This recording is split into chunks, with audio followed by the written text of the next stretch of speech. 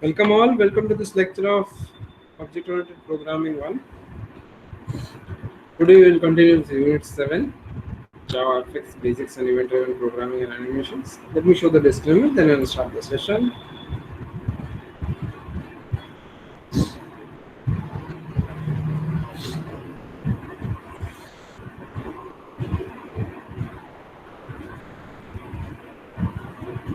Okay, so we have seen till now various components of Java Effects.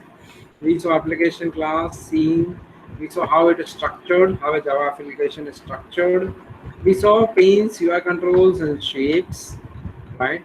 We show shapes like circle, rectangle.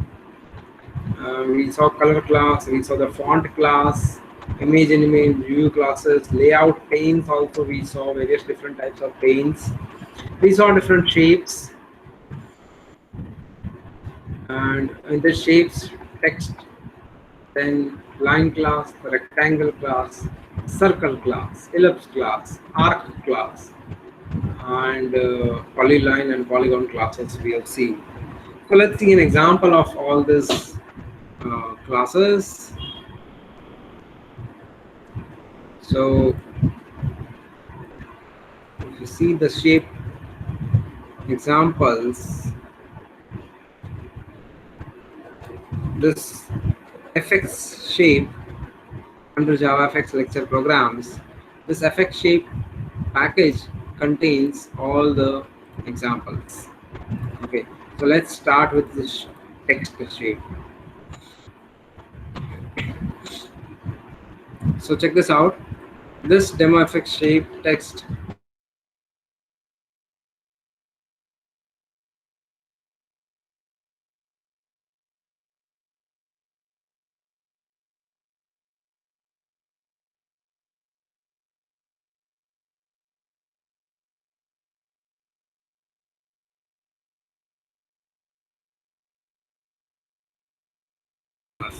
okay.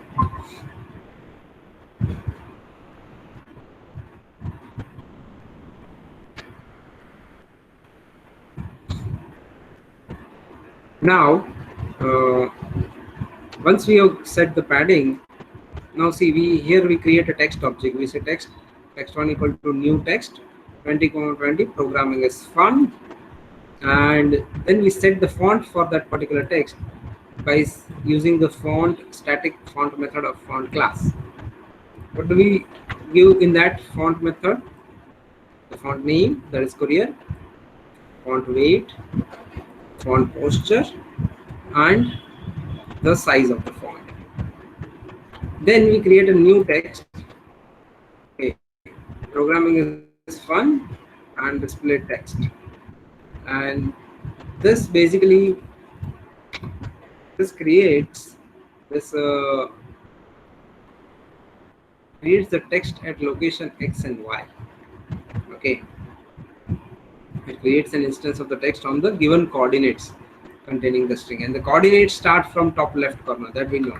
If this is the whole window, then the coordinates start from this location. And there is a new text which is placed at location 10,100. Programming is fun, display text, and the colors have been set. Text3.set field color red. Third text color is set as red. Third text is set as underline. Third text is also set as strikes through. Okay, and then we add all these three text by saying pane.children get children.add all. Then we add the pane to the scene, set the title of the stage, and add the scene to the set the scene of the primary stage and show the stage. So let me run this file. See what happens. Check this out. Here we have text 1, this is text 2, this is text 3. If you see the text 1,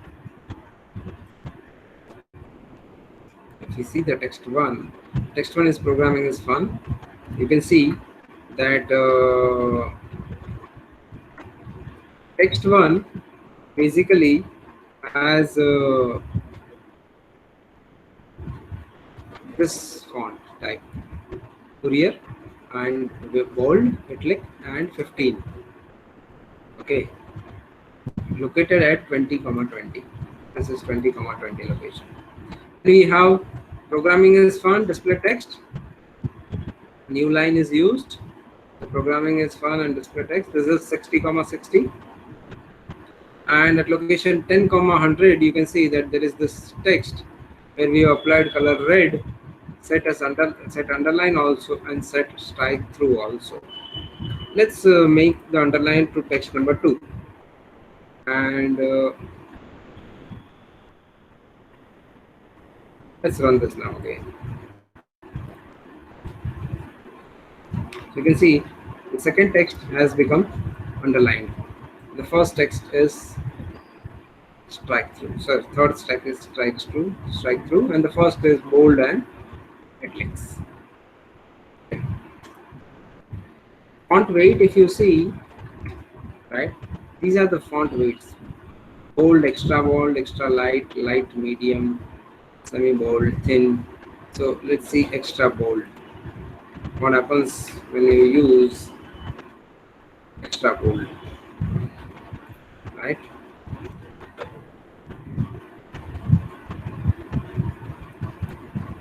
It looks somewhat bigger.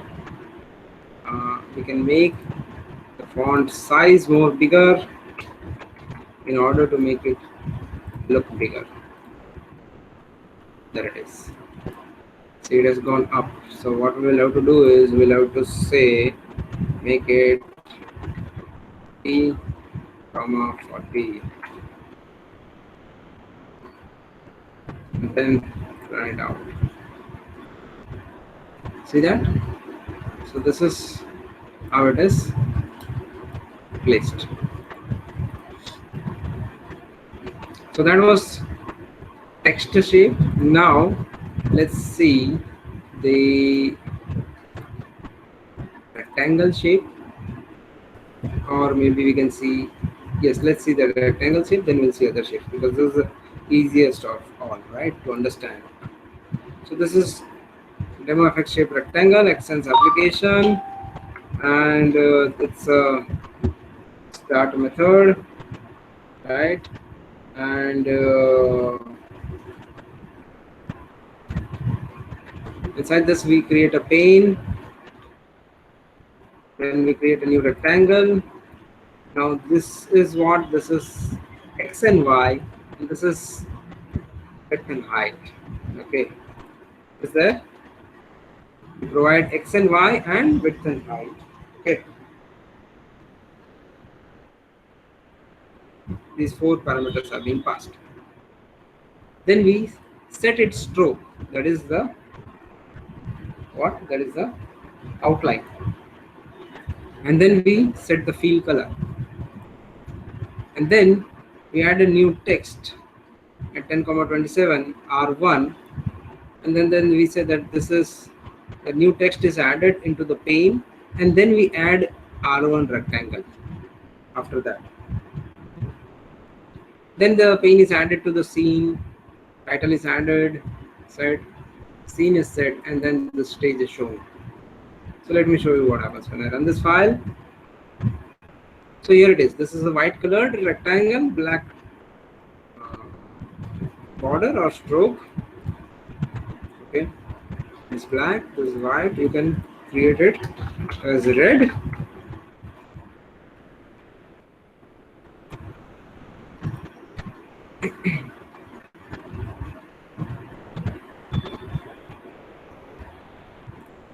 There it is. You can see here is red color now.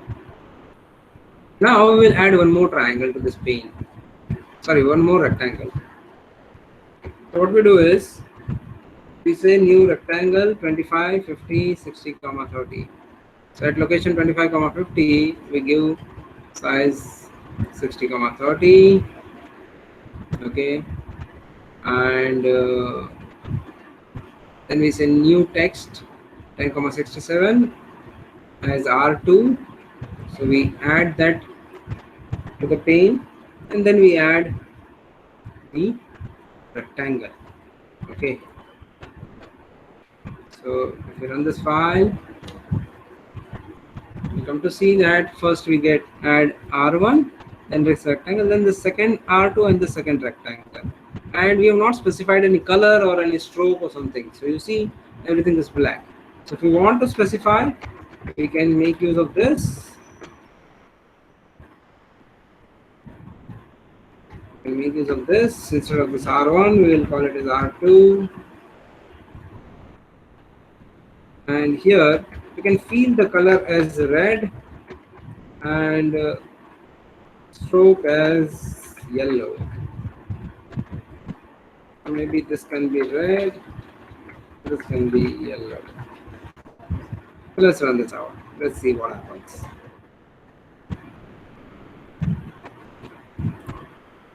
You see, okay, this is the older one, I think. Here it is, the newer one. See this? Red outline, white color, red outline, yellow color. Now we can add one more rectangle. See, here we add rectangle at 25,90 with width 60, height 30. Then we set its, let's just comment this out. Let's add, and we add text R3 and then we add R3 to the rectangle 3 to the paint. Then we'll see, first let's see the output, then we'll see what happens when we do this. Okay.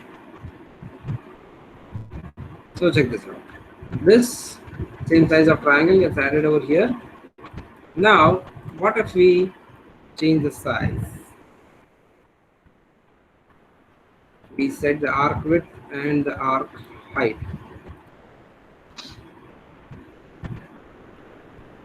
So you can see the arc means the corners, right? The width and height of the corners have been changed according to this width and height. See that?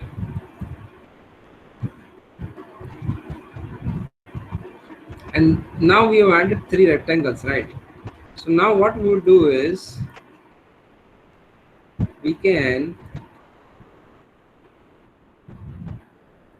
run the for loop from 0 to 3, and we can create a rectangle at this particular location 100,50 with width 100 and height 630, and then we can make it rotate also. So see how this is how we rotate. We say r dot set rotate I into 360 divided by 8. What is I?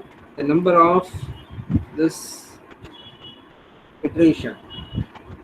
Okay, so we set the degree. We set the degree, which is divided by 360 by 8, right? And in each iteration, this I gets incremented from 0, 1, and 2. So 4 rectangles will get created having different rotations, and a stroke is defined. See, field color for each is white. But the stroke is separately defined. How? We give it the color by saying color.color. Now here we want to generate a color randomly. So we say color.color, which will generate a color depending on the RGB values. So we say for R, that is red, we give method.random. For green, we give method.random. For yellow, for blue, we give method.random. What does this color need? Color needs red, green, blue value, RGB values from which any color can be generated. Okay, it creates an opaque sRGB color with the specified red, green, and blue values in the range 0.0 to 1.0. Okay, the range is 0.0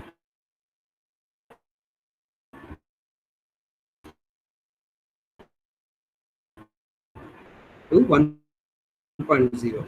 So that's why we use math.random method, because this generates any number between 0.0. This 4 rectangles get added, and now let's see how that looks. So check this out. Here the stroke is of different colors. You see that? It is randomly this numbers have been generated and accordingly the color has been generated. If we run it again, it might be different totally. See that? It's totally different, right? So, and instead of feeling that as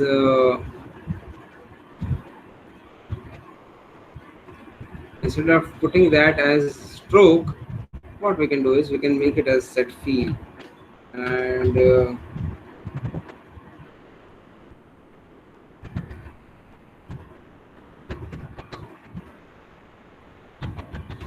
let's make the stroke as black, and the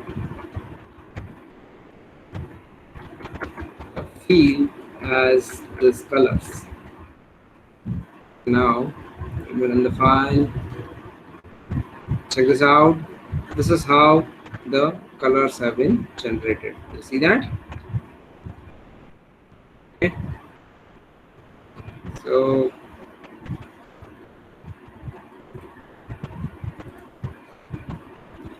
that's rectangle class. Okay, that's an example of rectangle class. Now let's see an example of polygon. So polygon has what? Polygon has a set of numbers given. Okay, so check this out. Here in the start method, we have this pane. Then we create a polygon called as triangle. We are creating a triangle, in fact, and we give 3 points for that. One would be starting like say this point, then this point, and then this point, and so automatically it will create the polygon. Okay, so this is 1 point 100, 50. This is another point 150, 50, 150, and this third point 50, 150. Okay, and then we add the triangle to the pane. We say pane dot get children dot add triangle, and then we add the pane to the scene, set the title, set the scene, and then we say show. So let's see what happens when we say run file. So see, this is how it gets displayed. Okay, this is how it gets displayed. And now suppose we want to change the colors, like we want to set the field as white, stroke as black, and then we run it, then obviously it looks something like this: black outline and white color inside. Now you could even add one more number to it. Okay, maybe 20, 20. Okay, and see what happens. It becomes something like this. Instead of this point going from here to here, it goes from here to here, that is 20, 20, and then this line gets generated. So you have specified this point, this point, this point, and this point. So what happens? The lines get generated from the starting points, and this line automatically gets generated. That's the polygon. And if it would have been polyline, then this line would not have been generated. All these three would have been generated, but this line would not have been generated. Now let's remove that and let's keep it as triangle only. Now what we do is let's add one more polygon. Okay, we say polygon equal to new polygon dot set field what white, polygon dot set stroke black, and add that polygon to what, to the pane. Okay, and now if we run this, that second polygon does not have any size, right? So we are not able to see that. So what we do is,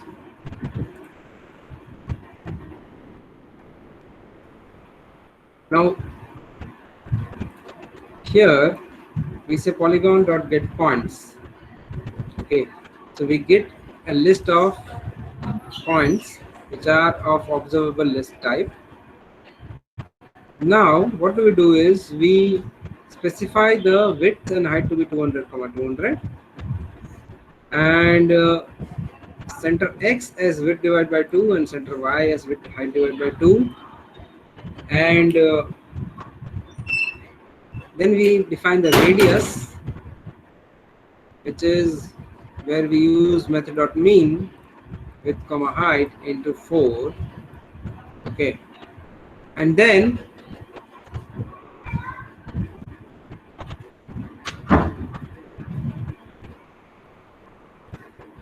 we have this for loop where we basically start from I equal to 0 to I less than 6, and then we start adding the points to that list. So we say list dot add center x plus radius into math dot cos, this particular formula. Okay, so in this way we add the x and y values. Okay, and what is that list? List is the list of polygons. Okay, list of polygon points. So let's run the file and see what gets generated. So a polygon of size 6, you can see it starts from 0 to I less than 6. So obviously 0, 1, 2, 3, 4, 5. So 6 elements are there. So accordingly what we make is, we make this hexagon. With this for particular formula, we made the hexagon. Okay, so this is polygon.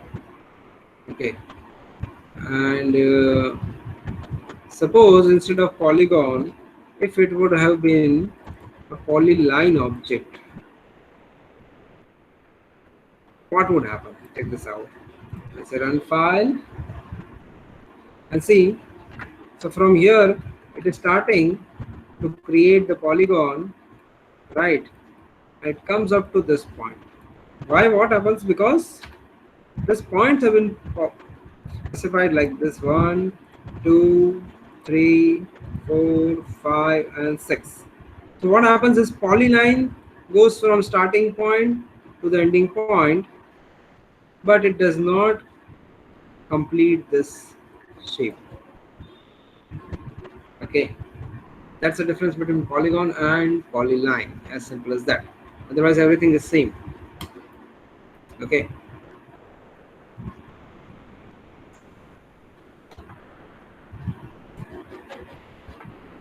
then we have line shape.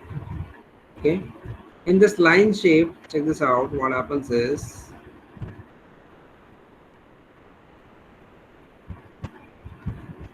we simply say, check this out. This is a very small code. We say new scene, and inside that scene we add a new line pane from 200, 200 size. We set the title and we set the scene, and then we say show. Now what is this line pane? Line pane is our own class. It extends pane, so we can create our own pane. Okay. In this pane, what we do is, we say new line 10, 10, 10, 10. So what does we do? We need over here. We need x and y of starting point and x and y of ending point. Okay, so this creates a line from 10, 10 to 10, 10 only. But now what happens is, now we say line 1 dot end property bind the property end x property with the width property of this pane, okay, and then subtract 10 out of it. So what happens is, when this width property gets subtracted by 10, this end x property also gets subtracted or gets affected accordingly. So here, when we then x and y both properties of are x both properties of the line are being bound with the width and height property of the pane, then we make it stroke with as 5. So we increase its stroke size, make the color as green, and then add the line to the pane. Then we have another line, and we also bind it. We also bind its width and height property to start x and end x. See, here we are binding the start x and end y property. And then we set the stroke, the color of stroke is green, and add it. Now see, let's see what happens. Here on the file. So check this out. If I increase the size of the pane, accordingly the size of the lines get increased and decreased. See that? What if we change some values like 20, 20, and here 20, 20?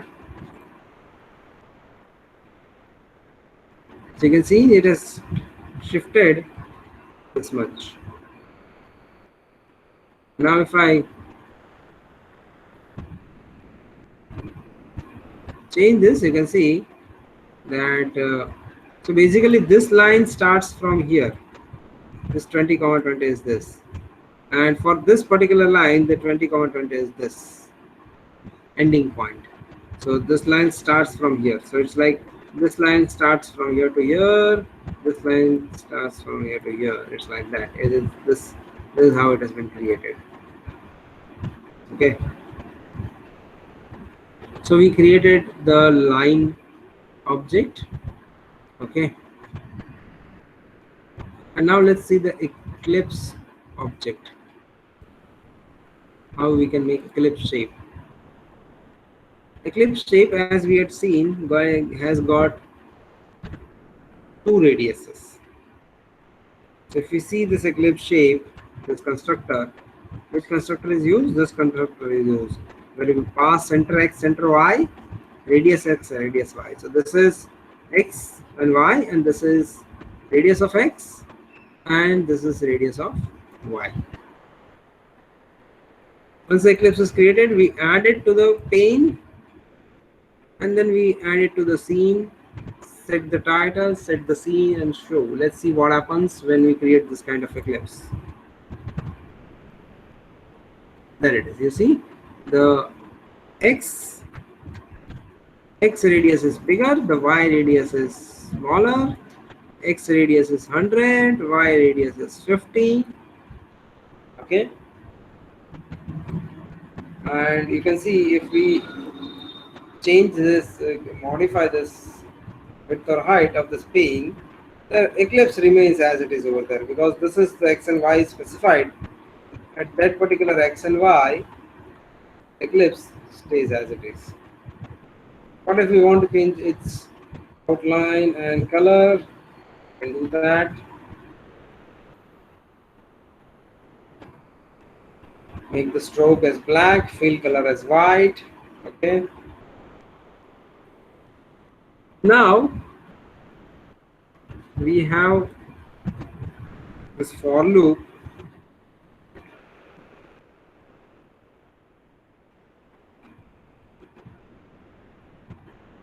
What does this do? This will create an ellipse and add it to the pane. Check this out.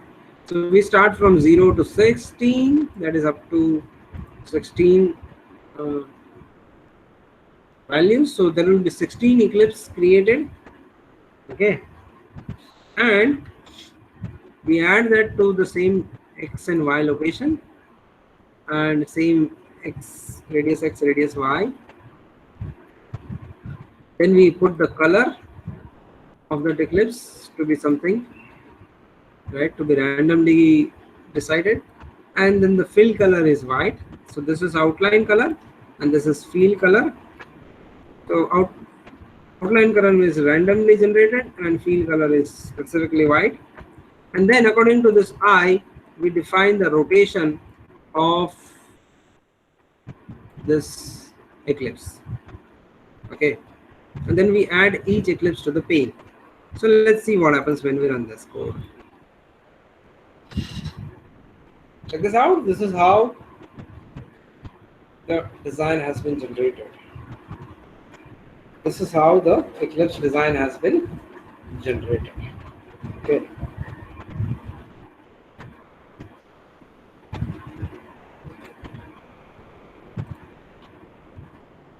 That is eclipse. Okay. You need XY, X radius, Y radius, and the colors. That's it. Then we'll see arc shape. See how this arc is defined. Check this out. Here we have a pane. Then we create an arc. We say new arc, and all these values are there. So what does this arc require? Yes, arc constructor requires these values. What? Center x, center y, radius x, radius y, and then you have start angle and the length. Okay, so this is center x, center y, then you have radius x, radius y. Okay, and then you have start angle and the length. Okay, then we fill the color of the arc as red, and we set the type of arc to be round. And then we add a text to the pane. We saying new text 200 to at 210, 40 arc is round. We say that this is arc 1, which is round. Okay, so let's see how this arc gets generated. Okay, there are different arcs. This arc has been added to pane. The pane would be added to the scene. Title of the stage is set. Scene is added to the stage, and then we show the stage. So let's run this out.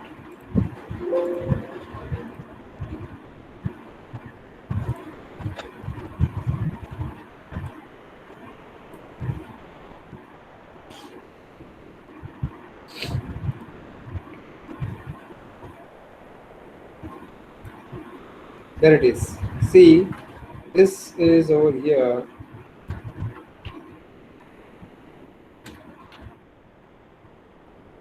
This is 150, 100.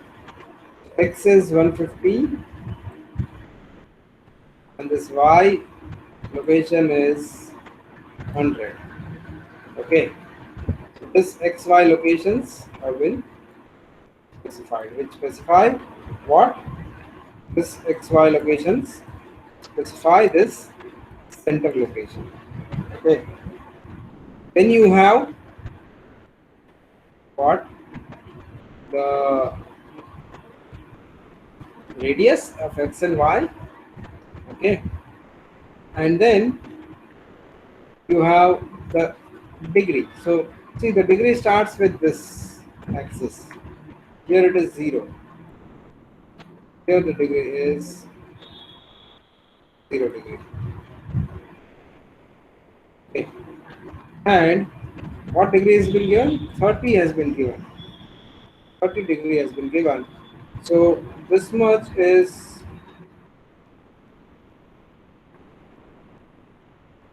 actually 30 degrees.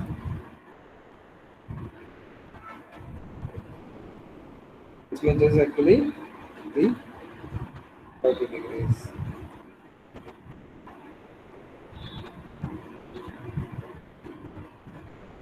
Okay, and then this much is what? This much is 35. There is nothing but the length. Now we can consider it as 35 degrees. So in this way, we define the arc, which is nothing but arc 1 round. Okay. Now we add one more arc.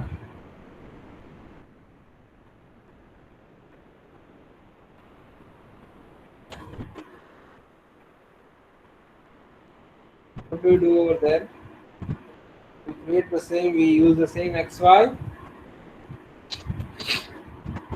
same degrees, sorry, same radius, x of y, x, y, and y. But the degree is added 30 plus 90. So here we add 90 degrees and then we add 35 degrees. And the field color is white, but the arc type is open and the stroke is black. And then we add a text that this is arc 2, which is open. And then we add that to the page. So check this out, what happens when we run this file. So check this out, this arc is open, right?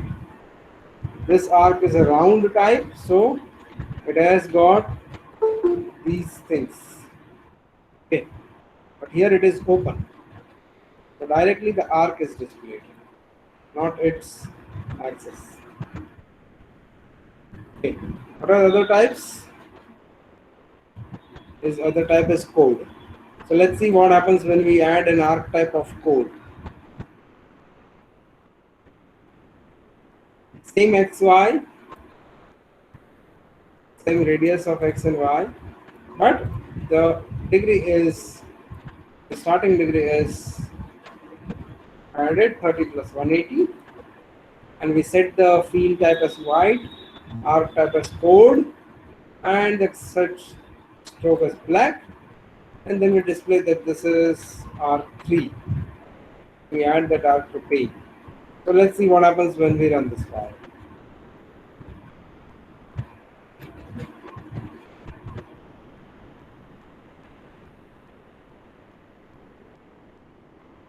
So check this out.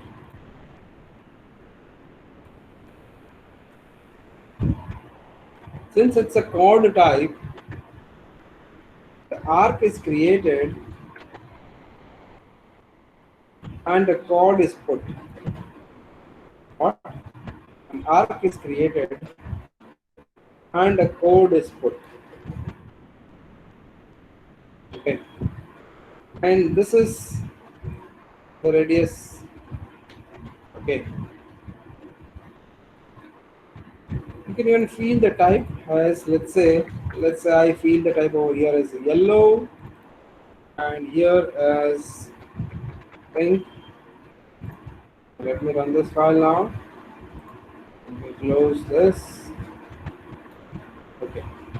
So see what happens is color gets filled. This was previous one. No color inside the arc and no color inside the code type. Here there is some color used. See that? But that depends on the arc, area of the arc. Okay, it depends on the area of the arc. How much color would display. So that is code type. And then we add one more arc to it. Okay. We add 270 to this 30 degree. So accordingly the arc goes into the fourth quadrant. We set its field type as green, type as code, stroke as black, and then we display that this is arc 4.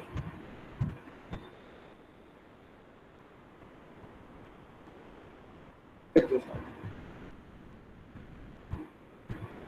This is how the arc is created. Okay. So we added 4 arcs to this page. Okay. So that is, these are what? These are shapes. These are the examples of shapes. Okay. There are various examples of shapes.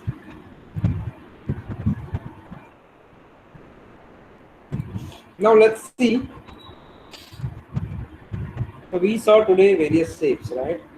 We saw shapes like text, line, rectangle, circle, ellipse, arc, and polygon and polyline. Now let's see what is event-driven programming. When we run a GUI-based program of Java, right, the program interacts with the user and events drive its execution. In GUI, event-driven programming is very important. So when the events are used for execution, it is called as event-driven programming. What is an event? It can be defined as a signal to the program that something has happened. Okay, it's a kind of interrupt that says to the program, to our application, that something has happened. So our program may be listening to that kind of events. If it is listening to that kind of events, then it can respond to it accordingly. Basically, events are triggered by external user actions. That is the user that is using the program. Like the user may do a button click, user may move the mouse, user may click on the mouse or make some clicks like double clicks or drag and drop or something like that. And user may also type something onto the keyboard, that is keystrokes would be there. So these are the types of events that may happen during a program. Okay, and we can write code to process all these events. Button click, mouse movement, mouse click, key press, all these events can be processed. So the program can choose to respond or even ignore an event. Okay, if we don't generate any event listener, then obviously it will ignore the event. And if you would have generated it and that would be added in the program, then obviously it would respond. So what is an event? Event here is taken as an object. It is created from the event source. Okay. Firing an event means to create an event and delegate the handler to handle the event. So see, there are two things. One is the event created. When you basically make some processing or you make some you perform some operation like, let's say, mouse click, and an event is created, is generated, and that is delegated to the handler that handles the event. So event creation takes place, then the delegation, sending that event to the handler happens, and then the handler executes the response to that event. So if there is a button, you click on the button, it fires an action event. So this is the event source object. Okay. So the event object is created from it. What is created? The event object is created from it. Event is created as an object. So this is main event object. So button creates an event object. Okay. Button creates an event object, and the event is sent to the what? To the handler. Event is sent to the handler. Okay. This is event handler object. So there needs to be event handler object that can process the event. Only then the event can be responded. Otherwise, the event will be ignored. Okay. So firing an event means what? Creating an event, delegating it to a handler, and handler handling the event. So the component that creates an event and fires it is called the event source. For example, here the button is the event source object, which has fired the event. By that is button click, let's say, or simply source object or source component. So these are the events. So sources. Check this out. Clicking a button, that is depends on the source object, that is button object, right? And what kind of event is fired or generated? Action event is generated. So this is the class type of which the object is created. So when you click a button, an event called action event object gets created, and then you have set on action. This is the event registration method, set on action, where that event handler passes the action event. You can see there's action event is passed for this event handler. So event handler class object is being passed the action event. Event handler handles it, and it is declared in this set on action method. So clicking a button is an event. Pressing enter in a text field is an event. If there is a text field, then it generates action event. If you press enter inside the text field, suppose you are filling a form and then there is this last text field and then you press enter. Check or uncheck a radio button, that is an action event. Check or uncheck a checkbox, that is an action event. Select a new item from a combo box, that is action event. Mouse pressed is an action event, where basically what happens is the node object is generated, the scene object is, so node and scene are the main source objects. Wherever the mouse is, suppose this is the pane, and if I click the mouse at this location, right, so it is inside. So obviously node and scene are the source. This is the node, the pane is the node in which the mouse clicked, right? So that is the main source, and the scene is, pane is added into the scene, right? So that is the main source. So here the source object is a different type, and that is a mouse event. And all these are mouse events, which mouse pressed, released, clicked, entered, exited, moved, and dragged. The 7 events are all mouse events.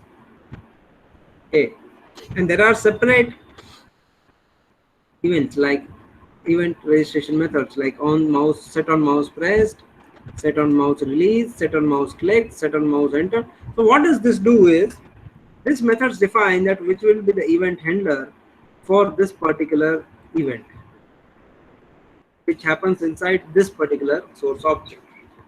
Okay, not for any it does not reply to any other object, but the object that is present inside that particular source object when we invoke it. Okay,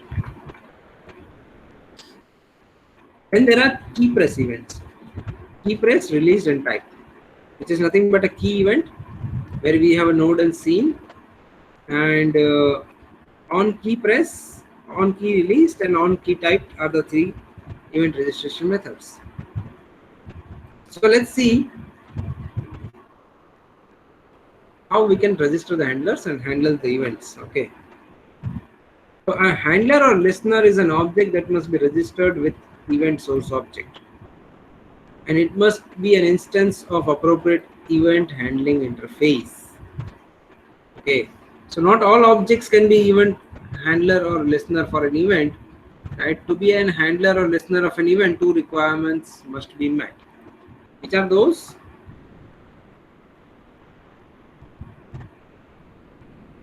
That the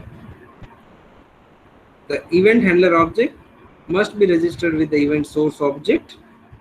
Okay, and it should be basically a handler or listener type. For example, action event is there, which the method is set on action. Mouse press key event is there, then the method is set on mouse press. A key press event is there, then the method is set on key press. Check this out. These are the things. You register the handles and handle the events.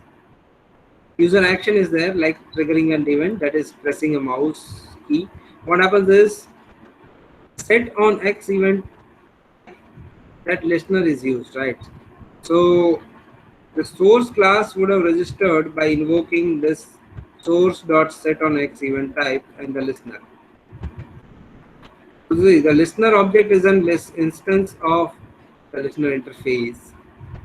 Okay, and this listener is main, which extends the event handler interface. And if you have a specific source, let's say for example the source is over here is the button, and set on action listener is the method. So A generic source object with generic event is there, and then registers by invoking source.set on action listener, and the listener is of this custom listener class type, which implements this event handler interface. An action event listener, it gets invoked. And so button source object is with an action event, right? So let's see how this works. Okay. Uh, okay. I'll stop the recording for this session and we'll begin the next session within some time. Okay.